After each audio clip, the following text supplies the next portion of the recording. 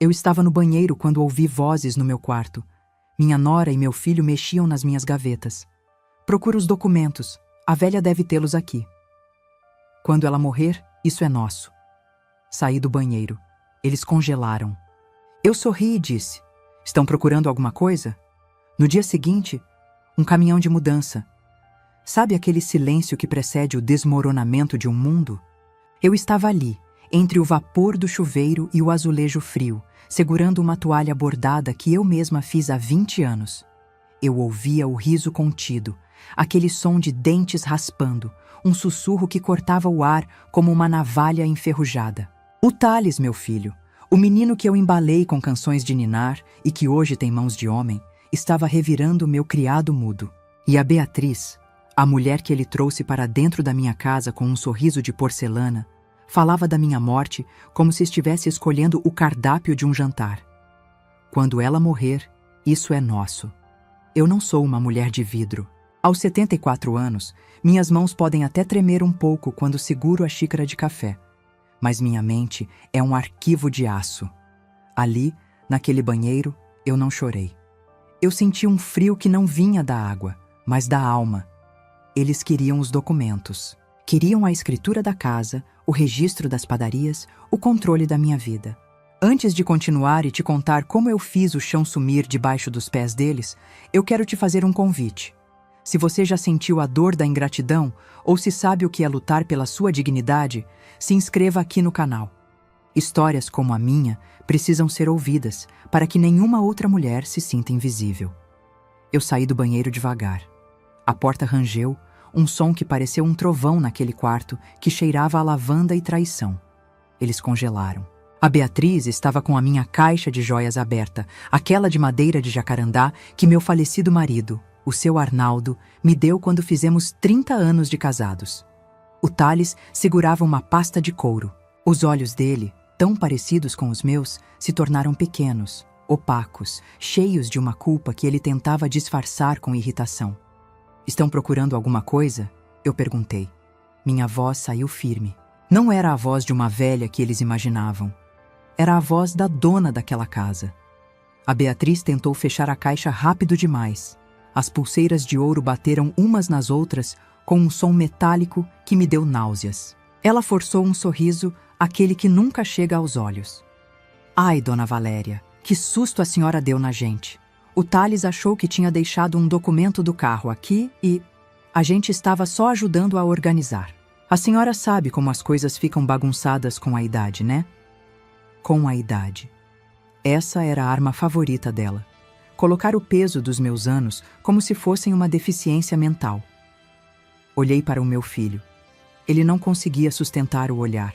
O Thales sempre foi influenciável, mas eu nunca imaginei que ele permitiria que ela me tratasse como um móvel velho, prestes a ser descartado. Curioso, eu disse caminhando até a penteadeira. Eu ouvi sobre algo ser de vocês. O documento do carro é tão valioso assim? O silêncio que se seguiu foi denso, amargo. Eu vi o suor brotar na testa do meu filho. Eles achavam que eu estava ficando surda. Achavam que eu passava o dia cochilando na poltrona da sala, enquanto a televisão passava a novela das 6. Mas eu sempre estive atenta. Eu sentia o cheiro da ganância de longe. Só me recusava a acreditar que ela morava sob o meu teto. Mãe, não é nada disso. A Beatriz se expressou mal.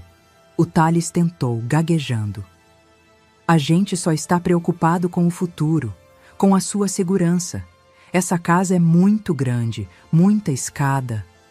A minha segurança ou o saldo da conta bancária de vocês? Disparei sem rodeios. Eu não sou boba. Eu construí um império de pão e suor. Quando o Arnaldo partiu, a rede de padarias Trigo de Ouro era pequena. Eu a transformei em 7 unidades espalhadas por Brasília. Eu conheço o valor de cada centavo, de cada saca de farinha. E, principalmente, conheço o valor da minha liberdade. Naquela noite, eles saíram do quarto pisando em ovos, murmurando desculpas esfarrapadas. Eu me sentei na beira da cama e olhei para o relógio de parede de ouro rosé que pertenceu à minha bisavó. Ele tiquetaqueava, marcando o tempo que eu ainda tinha. O tempo que eu não ia desperdiçar sendo humilhada dentro da minha própria história. Eu sabia o que eles queriam. Queriam me interditar. Queriam provar que eu não tinha mais faculdades mentais para gerir o patrimônio de 4,5 milhões de LEDs que eu levantei do chão. Eles me viam como um obstáculo, um atraso para a vida de luxo que a Beatriz tanto postava no Instagram, mesmo que as contas dela estivessem sempre no vermelho. Mas o que eles não esperavam era a minha reação. Eles achavam que eu ia me recolher, chorar e aceitar o destino de uma idosa solitária. Mal sabiam eles que, enquanto eles planejavam a minha morte, eu já estava planejando o renascimento da Valéria. No dia seguinte, bem cedo, antes mesmo do sol bater na varanda, o som que ecoou na rua não foi o do despertador. Foi o som metálico de uma rampa de ferro batendo no asfalto. Um caminhão de mudança, grande, branco, estacionou bem na frente do portão. A Beatriz saiu na janela de hobby de seda com os olhos inchados de sono, sem entender nada.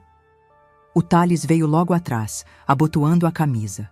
Eles olharam para o caminhão e depois para mim, que estava na calçada, com meu casaco de linho e uma pasta debaixo do braço. "Mãe! O que é isso?" O Thales perguntou, a voz falhando. "Você vai reformar a casa?" Eu olhei para ele, e pela primeira vez em anos, eu não senti pena. Senti uma clareza cortante. "Não, meu filho, eu não vou reformar a casa. Eu vou reformar a minha vida. E o primeiro passo é tirar o lixo que está ocupando espaço." Eles não sabiam, mas aquele caminhão era apenas o começo de uma partida de xadrez que eles já tinham perdido antes mesmo de moverem a primeira peça. O que eu ia fazer a seguir deixaria a Beatriz sem chão e o Thales com uma lição que nenhum dinheiro no mundo poderia pagar. Mas o que eu realmente vi dentro daquela pasta de couro que o Thales segurava no quarto, aquilo era pior do que eu imaginava. Era um segredo que envolvia não apenas dinheiro, mas o próprio nome da nossa família. O que havia naquele documento que fez meu sangue gelar?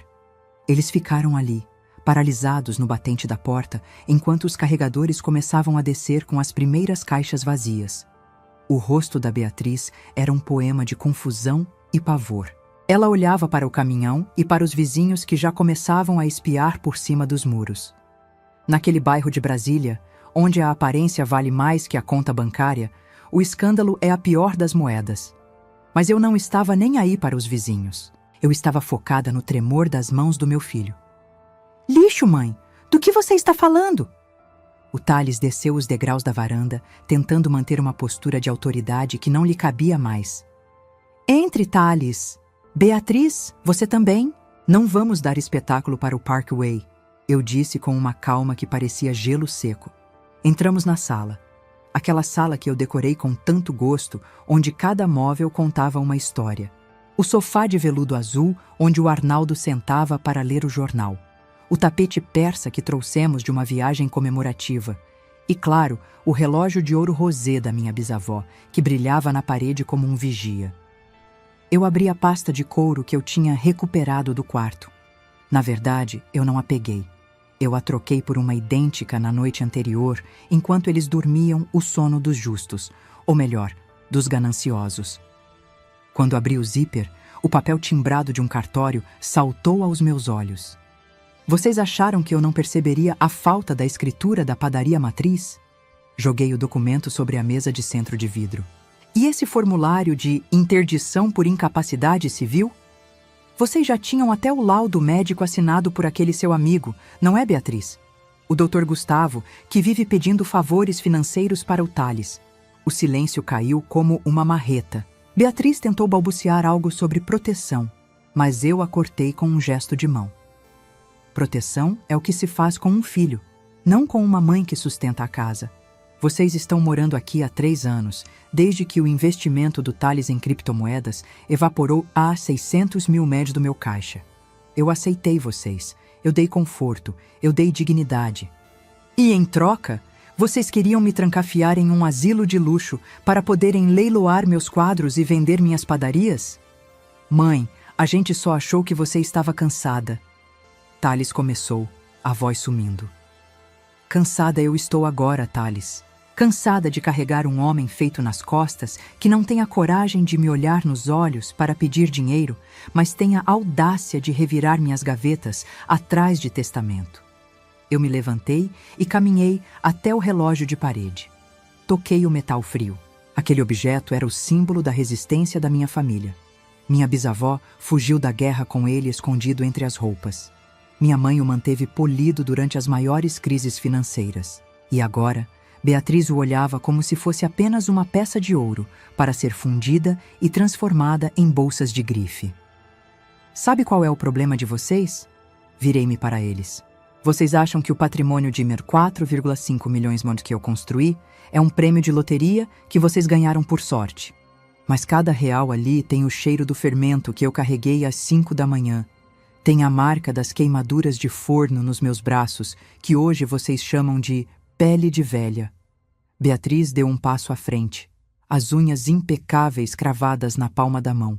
E o que o caminhão está fazendo lá fora, Dona Valéria? Vai nos expulsar? A senhora não tem coragem de fazer isso com seu único filho. Eu dei um sorriso curto, um sorriso de quem sabe exatamente onde o sapato aperta. Expulsar? Não, Beatriz. Eu sou uma mulher educada. Eu apenas decidi que esta casa precisa de ar puro. O caminhão não veio levar os meus móveis, ele veio levar os seus. O quê? Os dois gritaram em uníssono. Eu tomei a liberdade de empacotar o que é de vocês. Roupas, perfumes, aparelhos eletrônicos. Tudo o que foi comprado com o meu dinheiro e que agora vai para o novo endereço de vocês. Um apartamento de 2 quartos em Ceilândia. Já está pago por 3 meses. É o tempo que vocês têm para provar que são os adultos funcionais que fingem ser. O choque no rosto deles foi a primeira vitória do dia. Mas a maldade da Beatriz não tinha fundo. Ela se aproximou de mim, o perfume doce e enjoativo inundando meu espaço pessoal. A senhora acha que venceu? Ela sussurrou, para que apenas eu ouvisse. O Thales tem procuração de plenos poderes que a senhora assinou ano passado, quando teve aquela arritmia. A senhora esqueceu? Nós podemos anular qualquer contrato que a senhora fizer hoje mesmo. Eu olhei para ela, sentindo uma pontada de pena. A ganância cega as pessoas para os detalhes. Ah, Beatriz, você realmente acha que eu sou o tipo de mulher que assina qualquer coisa sem uma cláusula de revogação imediata em caso de má-fé? Apontei para a pasta. Dentro dela não havia apenas a escritura, havia uma foto. Uma foto que eu tirei do celular do Thales enquanto ele tomava banho, mostrando uma conversa dele com um agiota local, prometendo partes da herança como garantia de uma dívida de 200 mil Corestone. O jogo estava apenas começando. Eles achavam que o perigo era a minha idade, mas o verdadeiro perigo era a minha memória. E eu me lembrava de cada centavo que eles me deviam. A expressão de Thales mudou de medo para desespero absoluto quando ele viu aquela foto. Mas o que Beatriz faria a seguir seria o golpe mais baixo de todos, algo que envolveria a saúde da própria neta. O silêncio que se seguiu à descoberta da foto foi interrompido apenas pelo som rítmico dos carregadores subindo as escadas. Thales estava branco com os lábios trêmulos. A foto no papel, um print de uma conversa de WhatsApp com um sujeito conhecido no submundo de Brasília como Turco, era a prova final de que meu filho não estava apenas sendo ganancioso. Ele estava colocando a minha cabeça a prêmio para salvar a própria pele. Mãe, eu posso explicar. O Turco é perigoso. Ele ameaçou a Gabi. Thales tentou se aproximar, usando a filha, minha neta de 6 anos, como escudo emocional. Não ouse usar o nome da sua filha para limpar a sua sujeira, Thales. Minha voz não tremeu, embora meu coração estivesse a galope. Você deve 200 mil reais para um agiota e achou que a solução era me enterrar viva em um asilo para raspar minhas contas? Beatriz, percebendo que o cerco estava se fechando e que o plano da velha caduca tinha falhado miseravelmente, mudou a tática no mesmo instante. Ela soltou um suspiro teatral e caiu sentada no sofá de veludo, cobrindo o rosto com as mãos. O choro era perfeito, soluçado, ruidoso, mas sem uma única lágrima molhando a maquiagem cara. É isso então? A senhora vai nos jogar na rua por causa de um erro de percurso? Ela levantou o rosto, os olhos injetados. A senhora sabe que eu não tenho para onde ir. Meus pais não têm estrutura. E a Gabi? A senhora vai tirar a neta do colégio particular, do conforto para viver em um cubículo na Ceilândia? Que tipo de avó é a senhora? Aquele era o golpe mais baixo. Elas sempre usam as crianças quando os argumentos acabam. Mas eu já esperava por isso. A Beatriz sempre foi mestre em usar a maternidade como moeda de troca. A Gabi vai continuar no colégio, Beatriz, porque eu vou pagar.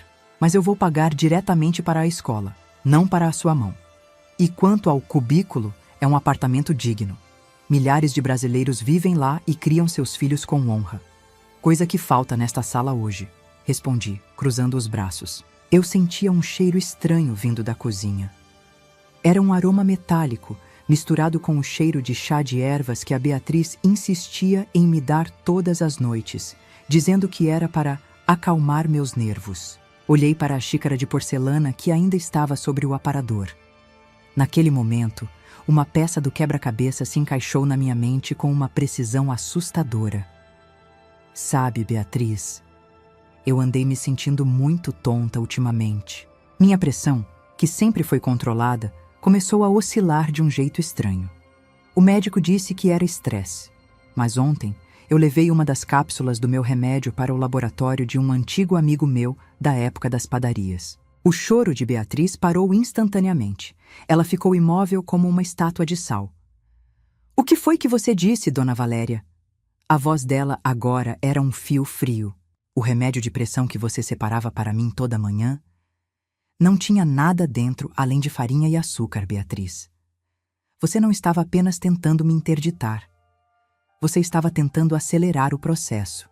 Você queria que eu tivesse um AVC. Você queria o inventário, não a convivência." Thales deu um passo para trás, olhando para a esposa como se estivesse vendo um monstro. "Bia, você mexeu nos remédios da minha mãe? Você disse que estava cuidando dela. Eu fiz o que precisava ser feito para a gente não morrer na mão de agiota, Thales." Ela gritou, perdendo a máscara de vez.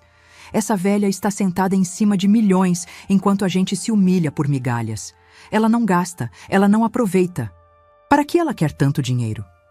Para levar para o caixão?" Aquelas palavras doeram mais do que qualquer facada. Não pelo dinheiro, mas pela total falta de humanidade. Para eles, eu não era mais a mulher que os alimentou, que os abrigou, que os amou. Eu era apenas um cofre que demorava demais para abrir. "Pois fiquem sabendo", eu disse caminhando até o telefone fixo, "que a auditoria nas padarias começou ontem. E eu descobri que as notas de reforma da unidade da Asa Norte foram superfaturadas em R$80 mil. Dinheiro que foi direto para a sua conta, Beatriz." "A senhora não tem provas", ela sibilou. "Eu tenho cada recibo. E tenho a confissão do empreiteiro que você tentou subornar. Ele é meu funcionário há 20 anos, Beatriz. Ele tem lealdade, coisa que você nem sabe o significado." O caminhão de mudança começou a ser carregado com as caixas que tinham o nome Suíte Casal. Eu vi as bolsas de marca, os sapatos de sola vermelha e os ternos de grife do Thales sendo levados. Cada objeto ali era um pedaço da minha confiança sendo jogado na caçamba. Mas o pior ainda estava por vir. Enquanto os carregadores levavam a última televisão, Beatriz se aproximou do meu relógio de ouro rosé, o amuleto da minha bisavó. Ela esticou a mão como se fosse arrancá-lo da parede. "Se eu vou sair daqui, eu vou levar o que me pertence por direito de família." Ela rosnou. Eu não dei um passo. Apenas disse uma frase que a fez parar no ar. Uma frase que envolvia o que realmente aconteceu na noite em que o Arnaldo faleceu. Um segredo que nem o Thales sabia. O que eu guardava sobre a morte do meu marido, que poderia colocar a Beatriz na cadeia naquele exato momento. A mão da Beatriz parou a centímetros do vidro do relógio. Ela arqueou as sobrancelhas, um sorriso de deboche ainda desenhado nos lábios, achando que eu estava apenas blefando para proteger uma relíquia. Thales, ao fundo, parecia um fantasma, atordoado pela revelação de que a própria esposa estava me envenenando lentamente com placebos. "O que você disse, Dona Valéria?" Ela desdenhou, a voz carregada de veneno. "Que segredo essa velha sucata poderia guardar? O Arnaldo não morreu de causas naturais, Beatriz. E você sabe disso melhor do que ninguém", eu disse, cada palavra pesando como chumbo. O silêncio que se instalou na sala foi tão absoluto que podíamos ouvir o tic-tac do relógio, o coração pulsante daquela casa. Thales deu um passo à frente, o rosto transfigurado de horror. Mãe, do que você está falando? O pai teve um infarto. Foi o que o médico disse. Foi o que todos disseram. Foi o que o laudo disse, Thales. Mas o que ninguém viu foi a gravação daquela noite. O Arnaldo sempre foi um homem precavido. Ele sabia que o coração dele era uma bomba relógio, mas ele também sabia que as pessoas ao redor dele podiam ser mais perigosas que qualquer artéria entupida. Ele instalou uma câmera oculta, disfarçada exatamente atrás do mecanismo desse relógio, apontada para o sofá onde ele costumava dormir. Beatriz recuou. A pele antes pálida agora assumindo um tom acinzentado, quase cadavérico. Ela começou a tremer. Na noite em que seu pai passou mal, continuei, encarando-a nos olhos, ele não estava sozinho. Você estava na sala com ele, Beatriz. Ele pediu o remédio debaixo da língua. Ele estava sufocando Thales. E o que a sua esposa fez? Ela pegou o frasco, caminhou até a cozinha, derramou as pílulas na pia e voltou com o frasco vazio, dizendo que o remédio tinha acabado. Ela sentou ao lado dele e esperou. Esperou 10 minutos até que o coração dele desistisse. Tudo isso gravado, em áudio e vídeo. Thales soltou um grito abafado, uma mistura de soluço e raiva, e avançou para uma esposa, mas parou antes de tocá-la, como se a simples presença dela o contaminasse. Você matou meu pai? Ele urrou.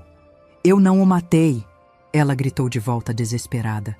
Ele já estava morrendo, eu só não impedi o inevitável. A gente precisava da herança, Thales. Você estava atolado em dívidas, lembra? Eu fiz por nós.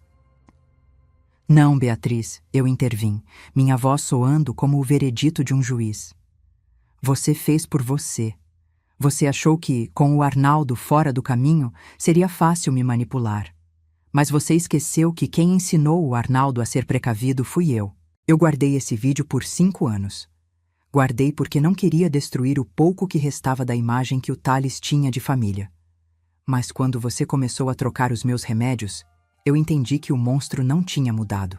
Eu tirei um pequeno pendrive do bolso do meu casaco e o ergui. Aqui está a cópia que já foi entregue ao meu advogado. E o original? Bem, ele está seguro. O caminhão de mudança lá fora não está apenas levando suas roupas de grife, Beatriz. Ele está abrindo espaço para a polícia chegar, caso você não saia dessa casa agora, sem levar um único alfinete que não seja seu.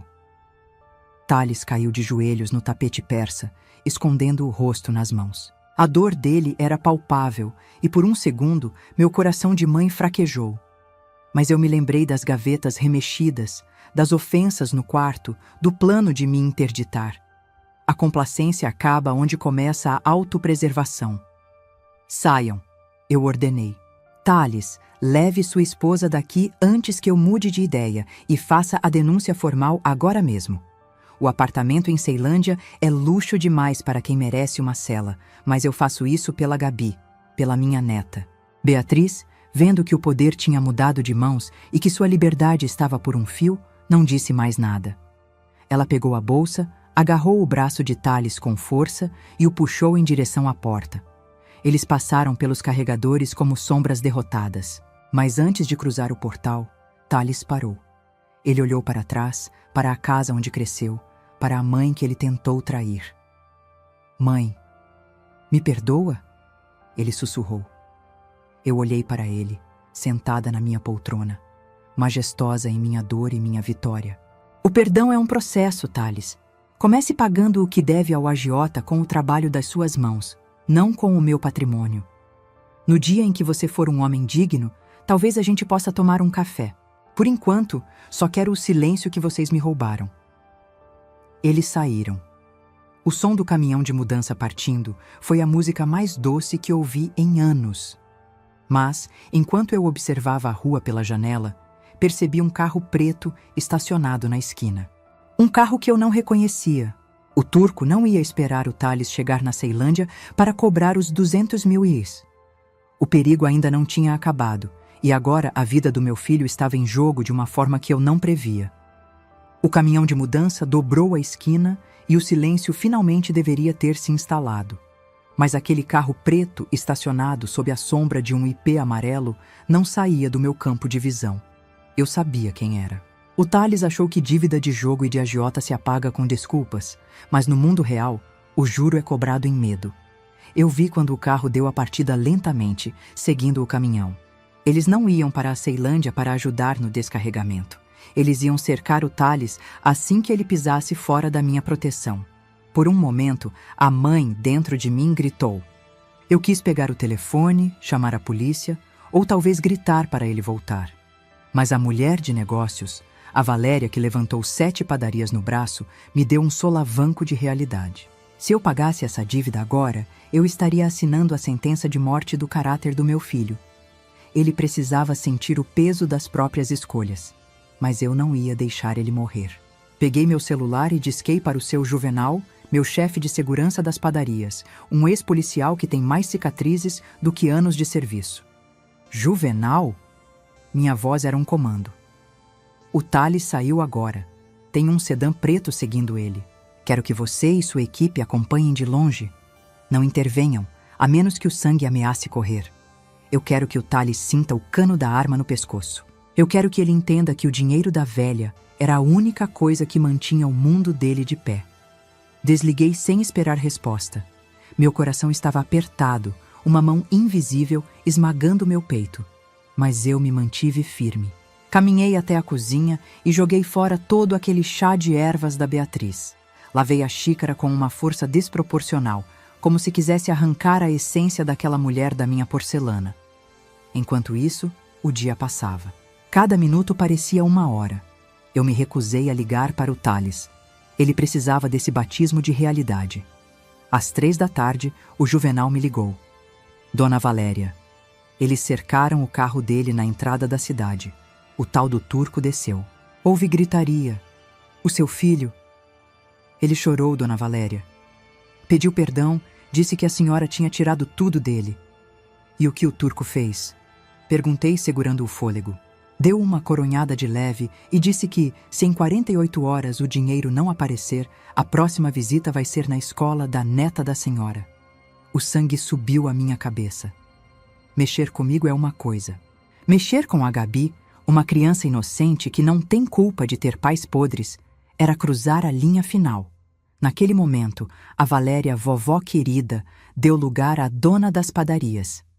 Juvenal, traga o turco até a minha casa. Agora. Dona Valéria, a senhora tem certeza? Esse pessoal não é de conversa. Ele é um homem de negócios, Juvenal. E eu tenho uma proposta que ele não vai poder recusar. Traga-o pelos fundos. Não quero os vizinhos comentando sobre visitas indesejadas. 2 horas depois, eu estava sentada na cabeceira da minha mesa de jantar de mogno. O turco entrou. Um homem de terno barato, excesso de anéis de ouro e um olhar que tentava ser intimidador, mas que vacilou quando viu a elegância fria daquela sala. Ele esperava encontrar uma senhora acuada. Encontrou uma rainha no seu trono. Dona Valéria, certo? Ele disse tentando um sorriso torto. O seu filho nos deve uma nota. 200 mil, para ser exato. Com os juros, já estamos em 260 mil. Sente-se, senhor. Como é seu nome mesmo?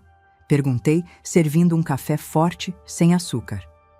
Pode me chamar de Turco. Pois bem, senhor Turco. O Thales não tem esse dinheiro. Ele mora hoje em um apartamento alugado por mim. Não tem emprego, e a única coisa que possui são as roupas de grife que eu comprei. Se o senhor matá-lo, terá um cadáver e R$0. Se o senhor encostar na minha neta, eu garanto que o senhor passará o resto da vida em uma cela onde o sol não bate, porque eu tenho os melhores advogados e os contatos certos na segurança pública deste estado. Ele mudou de postura, ficando tenso. A senhora está me ameaçando? Estou lhe oferecendo um acordo. Eu sei quem o senhor é. Sei que o senhor opera com empréstimos para pequenos comerciantes que não conseguem crédito no banco. Eu vou comprar a dívida do Thales, mas não por 260 mil. Ah, não? Ele debochou. Não, eu vou lhe dar 150 mil reais à vista, agora, em dinheiro lícito, declarado. Em troca, o senhor vai assinar um termo de quitação e, mais importante, O Senhor vai me entregar todas as promissórias e as gravações que tem do meu filho pedindo esse dinheiro. E tem mais uma condição. O Senhor vai dar um susto final no Thales. Vai dizer que aceitou uma oferta de trabalho dele e que ele vai pagar a dívida trabalhando para o Senhor. O turco franziu a testa. Trabalhando para mim? O seu filho não serve nem para carregar caixa, Dona Valéria. Exatamente. Ele vai trabalhar em uma das minhas padarias, disfarçado, sob a sua supervisão. Ele vai limpar o chão, carregar saca de farinha e acordar às 4 da manhã por um salário mínimo. O senhor vai receber o restante da dívida das minhas mãos, mensalmente, contanto que ele acredite que está pagando a própria vida com o suor da testa. O turco soltou uma gargalhada alta, genuína. A senhora é pior que eu, Dona Valéria. Quer que o rapaz aprenda o valor do dinheiro pelo cansaço? Quero que ele aprenda a ser homem. E se ele falhar, se ele reclamar ou se ele tentar me roubar de novo? Aí o senhor pode cobrar dele como bem entender. Temos um trato? Ele olhou para a maleta que o Juvenal colocou sobre a mesa. O brilho do dinheiro honesto é mais forte que o do sujo. Ele estendeu a mão. Temos um trato, patroa. O rapaz vai virar um operário padrão, ou meu nome não é turco. Quando ele saiu, eu desabei na cadeira.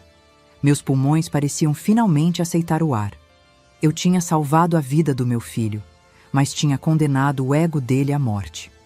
E a Beatriz? A Beatriz estava prestes a descobrir que, sem o dinheiro do Thales e sem o luxo da minha casa, ela não era nada além de uma mentira bem vestida.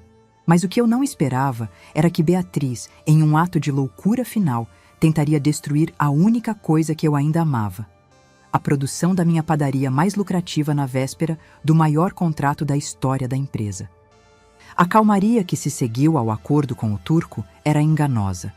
Eu sabia que pessoas como a Beatriz não aceitam a derrota. Elas apenas a cozinham em fogo baixo até que vire vingança.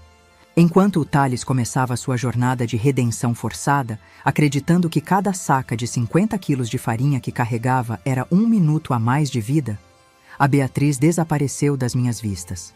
Mas o silêncio dela gritava. Naquela semana, as padarias Trigo de Ouro estavam sob uma pressão imensa.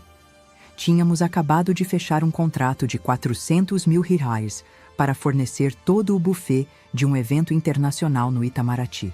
Era o maior marco da minha carreira desde que o Arnaldo partiu. Tudo precisava ser perfeito. Os pães artesanais, os folhados de manteiga francesa, os doces finos que eram o orgulho da nossa unidade matriz. E foi no auge dessa tensão, às 3 da manhã da véspera da entrega, que o telefone tocou. Era o alarme de incêndio da unidade da Asa Norte conectado diretamente ao meu celular. Meu coração deu um solavanco. Eu não chamei o motorista. Peguei as chaves do meu carro, aquele que o Thales dizia que eu era velha demais para dirigir, e voei pelas tesourinhas de Brasília. O ar da madrugada estava frio, mas quando cheguei à porta da padaria, o calor que emanava das vidraças era um pesadelo real. Dona Valéria, ainda bem que a senhora chegou, gritou o vigia, tentando conter um pequeno foco de incêndio próximo aos estoques de embalagens. O fogo não era um acidente. O cheiro de querosene misturado ao aroma de fermento era inconfundível. Graças a Deus, o sistema de sprinklers tinha funcionado, mas a água estava destruindo milhares de reais em insumos. No fundo do corredor, perto da saída de emergência, vi um vulto. Uma mulher vestida de preto, tentando pular o muro dos fundos. Eu não pensei.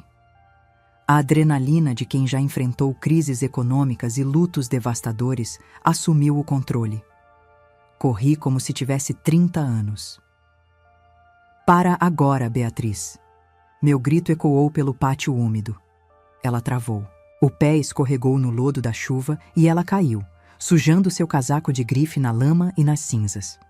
Quando ela se virou, a máscara de mulher fina tinha derretido. O rosto estava manchado de fuligem, os olhos injetados de ódio e as mãos cheirando a combustível. Você destruiu a minha vida, sua velha maldita, ela berrou, a voz rouca. O Thales me deixou naquele buraco em Ceilândia. Ele passa o dia fora, volta cheirando a suor e farinha e nem me olha na cara. Você tirou o meu luxo, tirou o meu marido. Eu vou tirar o que você mais ama. Você não tirou nada de mim, Beatriz. Você só revelou quem você é, eu disse ofegante, parando a 2 metros dela. Você tentou queimar o trabalho de 200 famílias por causa de um capricho? Você tem noção de que poderia ter matado o vigia que estava dormindo no anexo? Eu não me importo, eu queria ver esse império de pão virar cinza. Sem isso, você não é ninguém. Engano seu. Eu sorri, uma calma absoluta descendo sobre mim, enquanto ouvia as sirenes da polícia ao longe. Eu comecei com um forno de barro no quintal de casa. Se isso aqui queimar, eu construo de novo. Mas você? O que você vai construir na prisão? Eu apontei para a câmera de alta definição que eu tinha instalado após o primeiro flagra no meu quarto. Ela estava apontada exatamente para o local onde a Beatriz tinha derramado o querosene. Você é previsível, Beatriz. Pessoas gananciosas sempre acham que são mais espertas que a experiência. Eu sabia que você viria. Eu só não achei que seria tão burra de fazer isso pessoalmente. A polícia entrou pelo portão lateral. O som do metal das algemas fechando no pulso da Beatriz foi como o ponto final em uma frase mal escrita. Ela gritava, insultava minha idade, minha aparência, minha vida, mas eu apenas observava. Dona Valéria, a senhora quer prestar queixa agora ou prefere ir ao hospital? Perguntou o sargento. Eu vou para o meu escritório, respondi, limpando uma gota de fuligem do meu rosto. Tenho uma entrega de R$400 mil para organizar em 6 horas. E, sargento, garanta que ela tenha uma cela bem segura. Eu vou enviar o vídeo da noite da morte do meu marido para a delegacia de homicídios ainda hoje. O incêndio vai ser o menor dos problemas dela. Ela foi levada.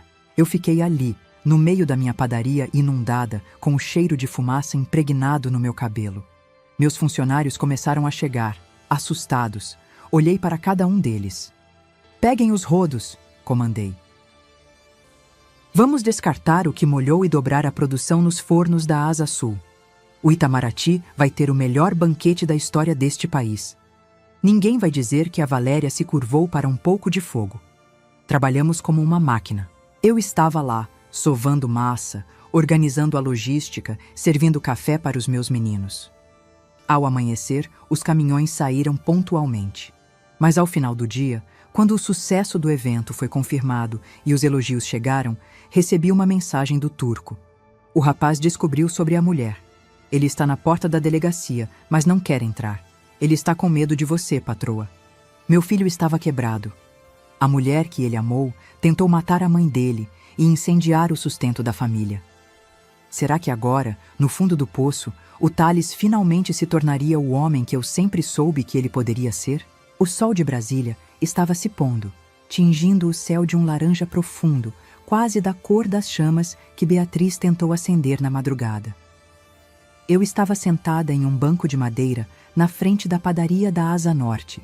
Meus braços doíam, minhas costas protestavam, e o cheiro de fumaça ainda teimava em grudar na minha pele, mas a missão estava cumprida. O Itamaraty havia recebido cada pão, cada doce. A dignidade da Trigo de Ouro estava intacta. Foi quando eu vi o vulto dele. O Thales desceu de um ônibus comum. Ele, que nunca aceitou dirigir nada que custasse menos de R$100 mil. Ele caminhava com os ombros caídos, as mãos ásperas de quem passou a semana carregando peso e o uniforme de ajudante de carga sujo de farinha e suor. Ele parou a alguns metros de mim. O silêncio entre nós não era mais de guerra. Era de ruína. Ela tentou te matar, não foi? A voz dele saiu rouca, sem força. O turco me contou sobre o incêndio. Eu estava na porta da delegacia, mãe. Eu vi quando levaram ela para o presídio feminino. Ela não tentou apenas me matar, Thales. Ela tentou apagar a história de toda uma família por puro despeito, respondi sem me levantar. Senta aqui. Você parece exausto. Ele sentou na ponta do banco, mantendo uma distância respeitosa, como se tivesse medo de que sua própria presença pudesse me ferir. Ele olhou para as próprias mãos, cheias de calos novos e cortes pequenos. Eu fui um covarde, não foi? Ele perguntou, e uma lágrima solitária abriu um rastro na poeira de farinha no seu rosto. Eu vi ela trocando seus remédios e me convenci de que era vitamina. Eu vi ela roubando suas joias e fingi que você tinha perdido. Eu queria tanto o dinheiro que aceitei o diabo no meu quarto. A ganância é uma venda nos olhos, meu filho. Mas o pior não é o que você fez comigo.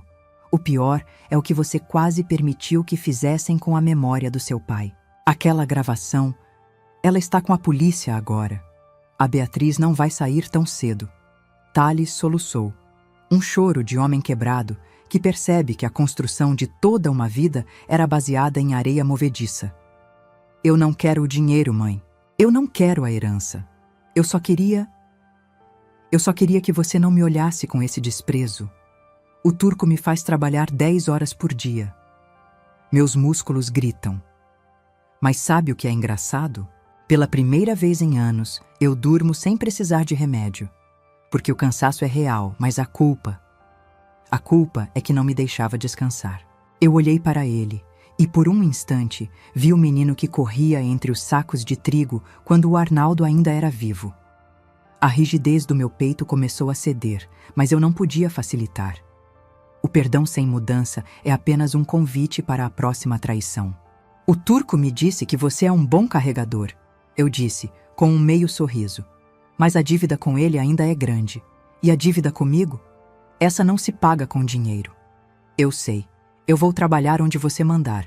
Se quiser que eu limpe os banheiros da fábrica por 10 anos, eu vou. Só não me tira o direito de ver a Gabi. Ela é a única coisa limpa que sobrou disso tudo. A Gabi está comigo, Thales. Ela está feliz. Acha que o pai está em uma viagem de negócios secreta e que a mãe foi cuidar de uma tia doente? Eu não vou destruir a infância dela com a podridão dos adultos. Mas para você continuar vendo ela, você vai ter que ser o pai que ela merece. Sem atalhos. Sem mentiras. Thales se inclinou e, pela primeira vez em anos, encostou a testa no meu ombro. Ele cheirava a trabalho, a esforço, a verdade. Eu não o abracei de volta imediatamente. Deixei que ele sentisse o peso do meu silêncio. Mãe, por que você não me entregou para o turco de uma vez? Por que me salvou? Porque eu sou padeira, Thales. E um bom padeiro sabe que, às vezes, a massa precisa de um soco para crescer. Eu não salvei o meu sócio ganancioso. Eu salvei o meu filho. Agora, levanta. O turno da noite vai começar e temos muito o que reconstruir. Ele se levantou, limpou o rosto com a manga do uniforme e me estendeu a mão para me ajudar a levantar do banco. Aceitei. O toque era firme. Nós entramos na padaria juntos. O cheiro de pão novo estava começando a vencer o cheiro de queimado. Mas, enquanto subíamos para o escritório, vi um envelope pardo em cima da minha mesa. Não tinha remetente. Dentro, havia uma chave de um cofre de banco antigo e um bilhete com a letra do Arnaldo. Para quando o fogo chegar à estrutura. O que o meu marido tinha escondido de todos nós, prevendo que este dia chegaria. O segredo final da família estava prestes a ser revelado. O envelope pardo parecia queimar entre os meus dedos. Ver a letra do Arnaldo depois de 5 anos foi como ouvir um sussurro vindo do além. Uma voz vinda de um tempo onde a traição ainda não tinha mesa cativa na nossa sala. Thales ficou parado à porta do escritório, observando minha reação. Ele sabia que aquele envelope não era um documento qualquer. "O que é isso, mãe?" Ele perguntou a voz baixa, quase com medo de quebrar o encanto. "Um seguro, Thales. Seu pai sempre foi um homem que enxergava 3 jogadas à frente", respondi, pegando a chave de metal pesado. No dia seguinte, fui até a agência central do Banco do Brasil. O subsolo era frio, silencioso, um labirinto de metal onde os segredos dos mortos descansam sob custódia. Quando a portinhola de aço se abriu e eu puxei a gaveta metálica, meu coração deu um salto. Não havia barras de ouro, nem pilhas de dólares. Havia uma pequena caixa de madeira laqueada e um diário de capa de couro desgastada. Dentro da caixa, encontrei algo que me fez perder o fôlego. As escrituras originais de um terreno imenso no interior de Goiás, uma fazenda de trigo que eu nem sabia que existia, comprada no nome de uma empresa de fachada que o Arnaldo criou décadas atrás. Mas o verdadeiro tesouro estava no diário. As páginas detalhavam a história de cada padaria, cada erro, cada acerto e, no final, uma carta endereçada a mim. Valéria, minha força. Se você está lendo isso, é porque o nosso filho se perdeu no caminho da facilidade ou porque o mundo tentou te derrubar. Eu sempre soube que o Thales tinha o coração mole, mas a cabeça fraca para o luxo. Esta fazenda é a raiz de tudo. Se as lojas caírem, volte para a terra. É nela que o trigo nasce e é dela que virá o pão que ninguém poderá tirar de você. Eu fechei o diário e senti uma lágrima quente escorrer pelo meu rosto. O Arnaldo sabia. Ele previu a ganância, previu o cerco, mas ele também deixou o mapa para a redenção. Saí do banco com uma decisão tomada. Eu não ia usar aquele terreno para aumentar meu patrimônio. Eu ia usá-lo para testar a fibra do que sobrou da minha linhagem. Chamei o Thales naquela noite. Ele estava exausto, com os braços marcados pelo esforço físico na padaria, mas os olhos dele tinham uma clareza que eu não via há décadas. Thales, seu pai deixou algo para nós. Uma fazenda de trigo em Goiás. Ela vale milhões, mas está abandonada há anos. Eu não vou vender. E eu não vou te dar um centavo dela. Ele baixou a cabeça, mas não reclamou. Apenas assentiu. Eu vou te enviar para lá, continuei. Você vai ser o administrador, mas não o administrador de escritório. Você vai aprender a plantar, a colher e a moer. Se você transformar aquele solo seco em farinha de verdade para as nossas padarias em 2 anos, eu te darei uma parte da sociedade. Se você desistir e voltar para o luxo de Brasília, eu deserdarei você de vez e a Gabi será minha única herdeira. Thales olhou para a chave na minha mão. Ele sabia que aquilo era um exílio, mas também era a sua última chance de ser alguém de quem a filha pudesse se orgulhar. Eu vou, mãe. Eu prefiro o sol do cerrado do que o escuro daquela delegacia onde a Beatriz está. Eu quero que a Gabi saiba que o pai dela é um homem que planta o que come. A partida foi rápida. Ele não levou malas de grife. Levou o diário do pai e a vontade de não ser mais um parasita. Mas, enquanto ele partia, um novo problema batia à minha porta. A defesa da Beatriz tinha entrado com um pedido de habeas corpus, alegando que as provas do vídeo eram clandestinas e que ela sofria de transtornos mentais causados por mim. Ela estava tentando inverter o jogo. Queria me colocar como a vilã opressora para sair da cadeia e retomar o plano de interdição. Mas ela esqueceu de um detalhe. Eu não sou apenas uma vítima. Eu sou a dona das provas. A audiência seria em 3 dias. A Beatriz apareceu no tribunal de cabelos brancos, sem maquiagem, fingindo uma fragilidade que quase convenceu o juiz. Mas eu tinha guardado um trunfo final, uma testemunha que ninguém esperava. O tribunal estava gélido. O cheiro de papel antigo e cera de assoalho parecia sufocar qualquer vestígio de esperança. De um lado, eu, vestida com meu melhor conjunto de pérolas, a coluna ereta como um mastro, mas com o coração batendo contra as costelas como um pássaro enjaulado. Do outro, a Beatriz. Ela era uma atriz nata. Apareceu com um vestido simples, sem joias, os cabelos propositalmente desgrenhados e um olhar vago, como se não soubesse onde estava. O advogado dela, um homem de voz empolada e gestos largos, começou o teatro. Meritíssimo, estamos diante de uma tragédia familiar. Minha cliente, levada ao limite por uma sogra controladora e possessiva, teve um surto psicótico.